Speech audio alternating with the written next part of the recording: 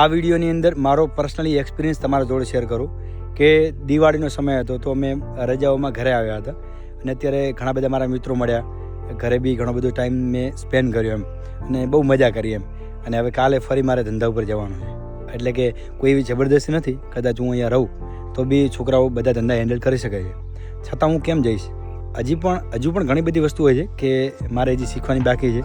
મારે લાઈફમાં ઘણું બધું ગ્રો કરવાનું છે. મેં જે મારી લાઈફમાં ગોલ સેટ કરેલા છે એના માટે મારે બહાર જવું પડશે.